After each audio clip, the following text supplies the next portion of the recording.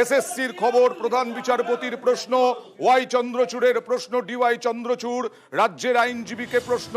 কি প্রশ্ন করলেন? ওএমআর মূল্যায়নের জন্য কতজন দরপত্র দেয়, কত সংস্থা, কতজন বলতে কত সংস্থা? 4 সংস্থা দরপত্র দেয় বলে জানায় এসএসসি। সঠিকভাবে টেন্ডার হলো না কেন প্রশ্ন প্রধান বিচারপতির, যেটা বারবার বিরোধীরা অভিযোগ করছে। অরিজিনাল ওএমআর এর মিরর ইমেজ নিয়েও প্রশ্ন। প্রশ্নের মুখে পড়তে হচ্ছে মিরর ইমেজ নাইসার কাছে আছে বলে জানিয়েছে এসএসসি। ওএমআর স্ক্যানিং এর কাজ নাইসাকে দিয়েছে এসএসসি। এসএসসি কি জানতো কারা ওএমআর স্ক্যান করছে? এই সব প্রশ্নের মুখে পড়তে হচ্ছে। পুরো সিস্টেম জালিয়াতি মন্তব্য প্রধান বিচারপতির। সুপ্রিম কোর্টের প্রধান বিচারপতি তিনি প্রশ্ন করছেন, এসএসসি কি জানতো কারা স্ক্যান করছে? পুরো সিস্টেম জালিয়াতি মন্তব্য প্রধান বিচারপতির। এসএসসি কি জানতো কারা ওএমআর স্ক্যান করছে?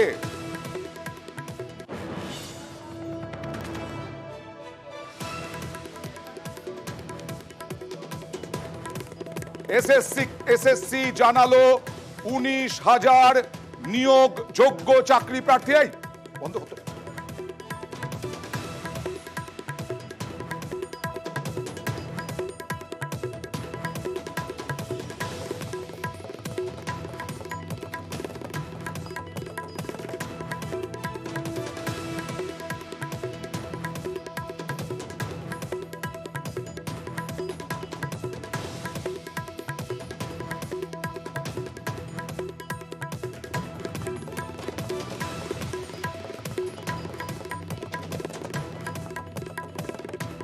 হাজার যোগ্য নিয়োগ প্রক্রিয়ায় প্রায় 19,000 যোগ্য রয়েছে।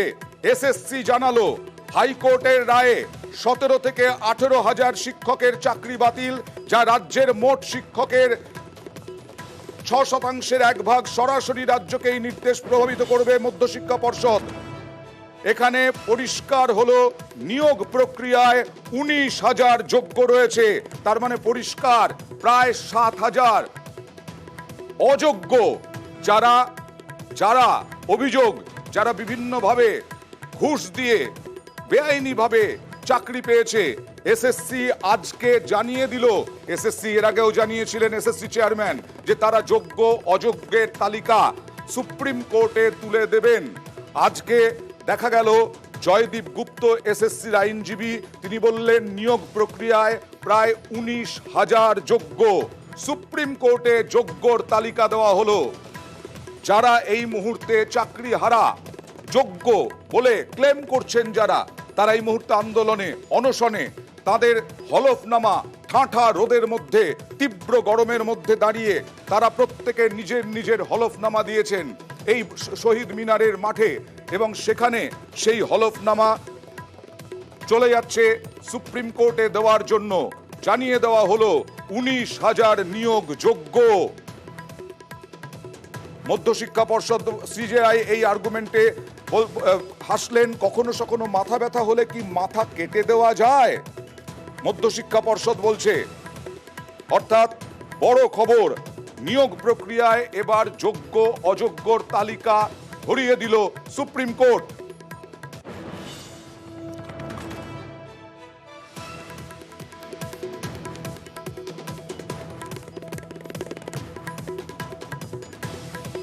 উনিশ হাজার যোগ্য, এই তালিকা এতদিন দেওয়া যায়নি বৈশ্বনাথদা, এখন সুপ্রিম কোর্টে। অনেকে বলছেন, বিরোধীরা বলছেন যে আসলে দায় ঝেড়ে ফেলছে রাজ্য, এসএসসির ঘাড়ে দায় চাপিয়ে দিচ্ছে। এসএসসি যে স্বশাসিত একটা সংস্থা, এটা আপনার জানা আছে, তারা বলেছেন যে 19,000 যোগ্য, আর আপনি হিসাব করে বলছিলেন 6,753 জন, হ্যাঁ, তারা যোগ্যতা নেই। তো সেটা এসএসসি লয়ার বলেছেন। এবারে মহামান্য প্রধান বিচারপতি সুপ্রিম কোর্টের তিনি বিচার করবেন। তা আমরা যেটা বলে এসেছিলাম যে যোগ্য লোকেদের পাশে আমরা আছি। যোগ্য লোকেরা যাতে তাদের চাকরিকে যেভাবে একতরফাভাবে কলকাতা হাইকোর্টের যে জাস্টিস যেটা বোমা ফাটানোর কথা বিজেপি পার্টি থেকে বলা হয়েছিল, সেইটাই যে পরবর্তীকালে সেটাকে লিঙ্ক করে না, কিন্তু আজকে প্রত্যেকটা বিষয়ে প্রধান বিচারপতি প্রশ্ন দেখেছেন বলছি, কামান দাগার মতো প্রত্যেকটা প্রশ্ন। কেন টেন্ডার হয়নি ঠিক মতো, কেন একটা সংস্থাকে দিয়ে ওএমআর করানো হলো, কত দরপত্র, কত সংস্থার কাছ থেকে দরপত্র দেওয়া হয়েছিল, এই প্রশ্নগুলোও তো তুললেন প্রধান বিচারপতি। হ্যাঁ, প্রধান বিচারপতি নিশ্চয়ই বিচার করতে যখন বসেছেন তখন তো তার মনের যেটা স্ট্রাইক করবে, আমি তো লয়ার হিসাবে জানি যে তিনি নিশ্চিতভাবে যারা এই মামলায় রয়েছেন তাদেরকে জিজ্ঞাসা করবেন। এটা তো প্রধান বিচারপতি করতেই পারে, এটা করবেনই। ওকে, কনিনিকা দি এত সহজভাবে দেখছেন? মাইক্রোফোন। কি করে দেখবো বলুন? এত দিন ধরে এই মামলা নিয়ে এত কোটি কোটি টাকা খরচ করলো, আবার গেল, আর তারপরে আজকে বলছেন যে এরা যোগ্য এরা অযোগ্য। এত দিন ধরে এসএসসি কি করছিলেন? তাহলে চাপ পড়ে পাপ বলছে? What is this? এত জনের একটা চাকরি, তাই নিয়ে 25,753 বাতিল। এই নাটকের কি দরকার ছিল? চাকরি খাওয়ার এই চেষ্টা নাটকের করছে কি দরকার সিপিএম আর ছিল? বিজেপি। এই পয়সা দেওয়ার এরা পরে কি বাংলার করে? চাকরি যারা চুরি বাঙালিদের করেছে, চাকরি খাওয়ার জন্য, যারা ঘুষ খেয়েছে, আপনারা যারা দেখবেন অবৈধভাবে না, চাকরি আপনাদের দিয়েছে, প্রত্যেকে বলুন হলটাইমারের বাড়ির বউরা চাকরি পেয়েছিল। যোগাযোগ করবে না। আপনাদের সুজন যাদের চক্রবর্তী সঙ্গে- রয়েছে 2600 যাদের চাকরি সঙ্গে পেয়েছে। যোগাযোগ আছে, ওকে, তারাই তো ওকে। কি করেছিল? সুজন চক্রবর্তীর আমলে কি হয়েছিল আবার বলছি, আবার আপনারাই বলেন যে তৃণমূল, প্লিজ তৃণমূল 34 বছরের কথা বলে, আজকেও বলছে সুজন চক্রবর্তীর আমলে কি হয়েছিল। প্লিজ আরে আপনারা তো ভাইস চ্যান্সেলর থেকে একটা কথা বলছি, পর্যন্ত পার্টি অফিস থেকে নিয়োগ করেছেন। বৈশানর বলল যে এসএসসি একটা স্বশাসিত সংস্থা। চিত্তরঞ্জন মন্ডল যখন এসএসসি চেয়ারম্যান ছিলেন তখন তিনি যা স্টেটমেন্ট করেছেন, পার্থ তাকে বাধ্য করেছে ছেড়ে দিতে। পার্থর কথা মানে জালিবাজি করে যে যাদের নাম দিয়েছিল যে এদের ঢোকাতে হবে, তাদের ঢোকাতে চাইনি বলে চিত্তরঞ্জন মন্ডলকে ফোর্সফুলি রিজাইন করতে হয়েছিল। তার মানে সমস্ত জালিবাজিটা জানতো, এবং কুণাল ঘোষ সেটা বলেছে প্রকাশ্যে গন্ডগোল হওয়ার পর যে 21 থেকে সমস্ত ক্যাবিনেট জানে এই চাকরি চুরি চলছে। ওকে, তাহলে আজকে বৈশানর ঝেড়ে দিলে তো হবে না। আরো একবার বলবো, আরো একবার দর্শকদের জন্য জানাচ্ছি, সুপ্রিম কোর্টে যোগ্যর তালিকা দিল এসএসসি। এতদিন ধরে প্রচুর আর্গুমেন্ট হয়েছে, হাইকোর্ট এক রায়ে প্রায় 26,000 চাকরি চলে গেছে হাইকোর্টের রায়ে। আজকে সুপ্রিম কোর্টে যোগ্যদের তালিকা দিল।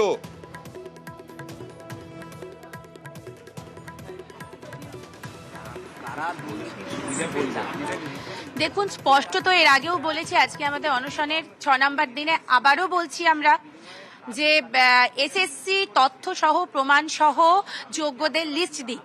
তার কারণ আজকে আপনারা একটা সংখ্যা দিচ্ছেন, ঠিক আছে, কিন্তু আগামী দিনে দেখা যাবে আবার সেই সংখ্যার মধ্যে কারোর কোনো কিছু দেখা যাবে ওএমআর নেই, বা ওএমআরে কোনো সে কিছু করে আসেনি, শূন্য ওএমআর দিয়েছে বা র্যাঙ্ক জাম। তাই শুধু সংখ্যা একটা দিয়ে দিলে তো হতে পারে না। আমরা কিন্তু তাহলে কখনোই যোগ্যরা এই নরক যন্ত্রণার থেকে মুক্তিও পাবো না, এবং সবসময় আমাদের উপরে যে এই একটা সন্দেহের চোখে দেখা যে হয়তো আমরাও বা এই দুর্নীতির মধ্যে রয়েছি, সেটা থেকে যাবে। তাই তথ্য সহ যেন এসএসসি সুপ্রিম কোর্টে আমাদের ওএমআর সহ যেন সব যা কিছু তথ্য আছে জমা দেয় এবং প্রমাণ সহ জানায় যে কারা যোগ্য।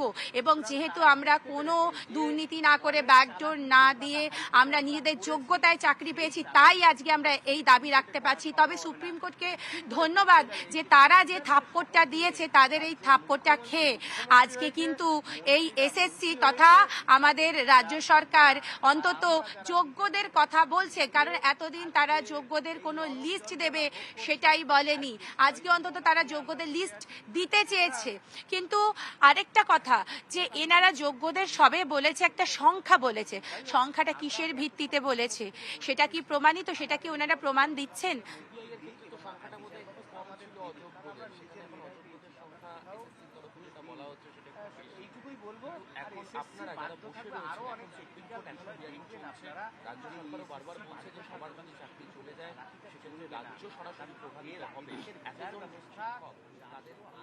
সুপ্রিম কোর্টে যদিও চাকরিহারা যারা যোগ্য চাকরিহারা তারা সন্তুষ্ট নন। কিসের ভিত্তিতে 19,000 নাম যোগ্য তালিকা দেওয়া হলো, এই নিয়ে প্রশ্ন তুলছেন তারা। না হলে আবার পরবর্তী সময়ে এসএসসির ওপরে ভরসা রাখতে পারছেন না তারা। আবার পরবর্তী সময়ে যদি সংখ্যায় বিভ্রাট হয় তখন কি হবে? তখন তো আবার নতুন করে মাথায় বাজ পড়বে এই যোগ্যদের। সেটাই বললেন, সেটাই দাবি করলেন যে সমস্ত কিছু ঠিকঠাক ভাবে যেন দেয় এসএসসি। 19,000 কিসের ভিত্তিতে বলছেন? হাইকোর্টের নির্দেশে চাকরি বাতিল হয়েছিল প্রায় 26,000-এর। এর আগে সিদ্ধার্থ মজুমদার এসএসসি চেয়ারম্যান তিনি বলেছিলেন যে তারা যোগ্য অযোগ্যের তালিকা দেবেন। এসএসসির আইনজীবীর সওয়ালে হলো আজকে নয়া মোড়। সুপ্রিম কোর্টে যোগ্য তালিকা। আইনজীবী সিদ্ধার্থ মজুমদার 3রা মে কি বলেছিলেন দেখুন। আমরা চেষ্টা করব মহামান্য সুপ্রিম কোর্টকে এটা আশ্বস্ত করতে যে এই তালিকা থেকে যোগ্য অযোগ্য বিভাজন করা সম্ভব। আমরা যেমন অযোগ্যদের একটা তালিকা দিয়েছিলাম, তেমনি ওই বিতর্কিতদের তালিকা আমরা অনারেবল সুপ্রিম কোর্টের কাছেও তুলে ধরব। তাদের ব্যাপারে এখনো পর্যন্ত কোনো অভিযোগ নেই, সে ব্যাপারেও আমরা একটা পরিসংখ্যান অবশ্যই দেব। যারা কোনো দোষী নন বা যাদের টেইন্টেড হিসাবে চিহ্নিত করা যাচ্ছে না, আমরা অবশ্যই তাদের পাশে থাকছি। 3রা মে এ কথা বলেছিলেন। আর এই মুহূর্তে সরাসরি চলে যাব প্রতিনিধি অর্ণবের কাছে। অর্ণব, কি হলো প্রধান বিচারপতির এজলাসে?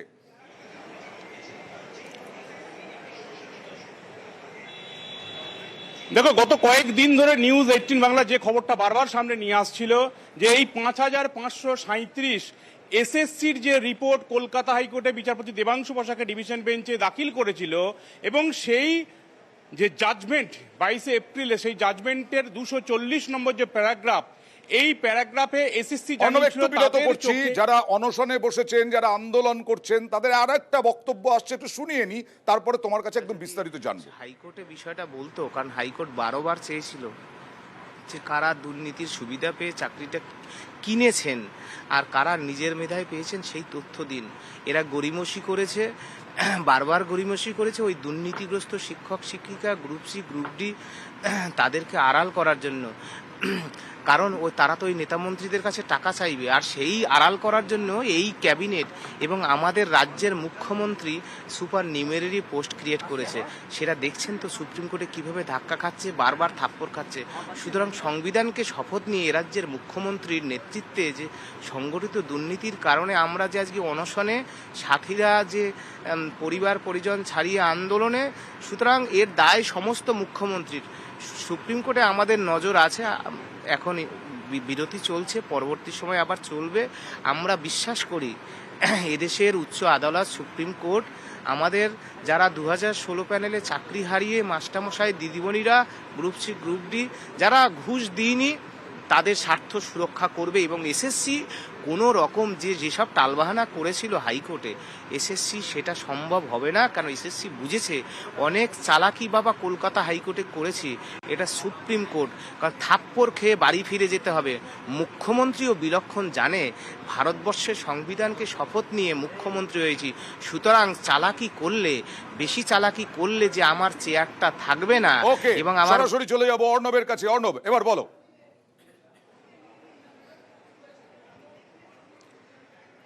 দেখো, তোমায় প্রথম দিন প্রধান বিচারপতি জানিয়ে দিয়েছিলেন এটা সিরিয়াস ফ্রড, এবং কলকাতা হাইকোর্টের রিপোর্টের পাশাপাশি এবার সুপ্রিম কোর্টে এসএসসি যারা নিয়োগকর্তা তারা স্বীকার করে নিল 5,537 যে রিপোর্ট তারা হাইকোর্টে দিয়েছিল সেটা সত্যি। অর্থাৎ 24,640 জনের ঘোষিত শূন্যপদ, যার সরকারি বৈধ প্যানেল থাকার কথা, তার মধ্যে 19,000 যোগ্য চাকরি সেটা রয়েছে বলে তারা মনে করছে। তাহলে বাকি যে সংখ্যাটা, অর্থাৎ যে রিপোর্ট তারা দিয়েছিল 5,537 বেআইনি চাকরি, সেই বেআইনি চাকরি এবার শীর্ষ আদালতও স্বীকার করে নিল এসএসসি। এর অর্থ হলো আরও একটা কি, কারণ এসএসসি যে চাকরির সুপারিশ দেয়নি অথচ মধ্যশিক্ষা পর্ষদ অ্যাপয়েন্টমেন্ট লেটার ইস্যু করেছে, এই সংখ্যাটাও ছিল প্রায় 1200 থেকে 1300। অর্থাৎ মধ্যশিক্ষা পর্ষদ যে অ্যাপয়েন্টমেন্ট লেটারগুলো ইস্যু করেছে তার দায়িত্ব শীর্ষ আদালতে নিজেদের ঘাট থেকে ঝেড়ে ফেললো স্কুল সার্ভিস কমিশন।